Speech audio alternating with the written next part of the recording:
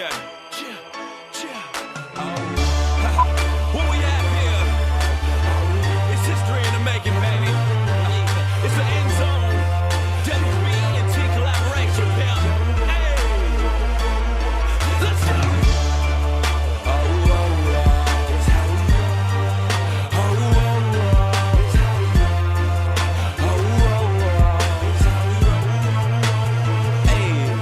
Music Secrets Exposed.com. Secrets is an interesting thing. Everybody keeping secrets just to keep a piece of your change, piece of your time, piece of your mind, piece of your life, piece of your shine. Give it up.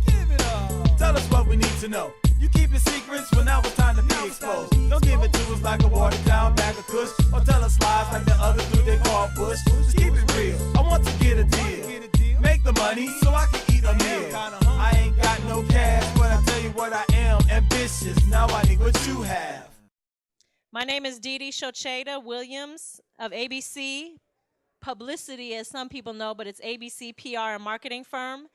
I'm a publicist by trade. First of all, I want to get into a publicist. The only one that's on here besides myself is Laura. And a lot of people ask, well, what does a publicist do? You know, do they pass out flyers? They do this, they do that. So I'm going to go ahead and let her answer that question of what a publicist does and why they're important to an independent artist. Publicists handle creating or assisting the label, the artist, with creating the buzz on their project. We secure publicity from radio, print mediums, online. We're getting with new media, we're getting more and more creative in terms of creating publicity for our clients, whether it's grassroots, like I said, radio, print. A lot of people confuse the publicity, confused what publicist does in terms of they think we're there to assist the label. In some sense we are, but we're more on the marketing and promotion side. We're more on that side of the label, not there to actually run the label. We're there to assist with creating the buzz for the artist. Just want to say, definitely have a publicist to market you to a lot of the grassroots publications, internet websites. Anybody that's doing any type of email blast, internet marketing, those are your best bet. It's a lot easier to do it that way. And also, if you got a promoter doing shows, do not have that cat talking about he gonna get you interviews in the magazine. You know what I'm saying? I'm just gonna say that. Somebody in this room knows exactly what I'm talking about. Look, two things that I deal with: management, publicists, period, point blank. I don't even like an artist to come and approach me. I don't care if you know me or not. I don't like that. I like for a person to present themselves very professional. That's just me. That's a preference for me. So, it's all about professionalism. It's all about your presentation. Remember, media is about presentation. You know what I'm saying? So, and don't come at me the wrong way talking about how can I get into the magazine.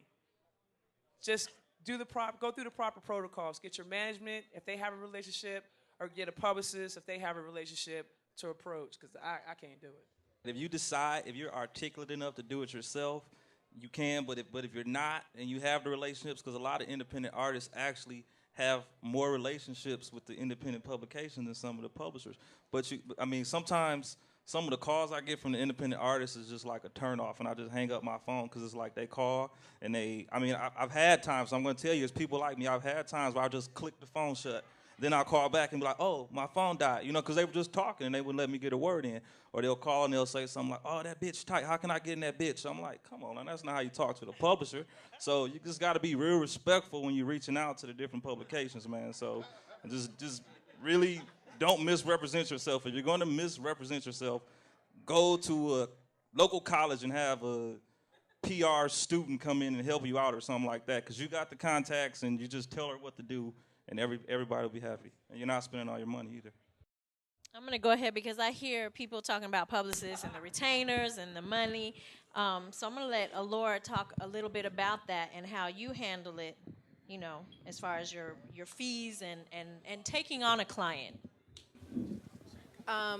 For us, especially with independent artists, and we kind of handle things a little bit differently, only because we've worked so many like I said in the beginning, a lot of people misunderstand what a publicist does. So we sometimes come in, when I say we, my company, have consulted labels only because you want to see them do well. A lot of times when independents approach us, it's not the right time. For me, if you haven't created some type of buzz on your own, it's not a good time for you to come to deal with us. Like, people call me and say, like, what's your rates? And we actually don't quote rates. We tailor a package for every client because every client is different. Some of our clients are coming looking for, you know, strictly local press, regional press, national press. Some of them want, the new thing is creating an event for me. When someone gives you their fee, weigh it. Put the fee on one side and put what they're offering you on the other, and you break down what you feel each is worth. Now, mind you, if you're not used to dealing with a publicist, you may not know what each is worth. The easiest thing to do is think of an article in a magazine and how much you would pay for an ad. Even though the article is worth more, but you could look at it in those terms to kind of figure out if this is making sense, and hold them accountable. Don't wait until the third month to say, I'm not happy. You should start seeing some type of movement within those 4 weeks that they're working your project.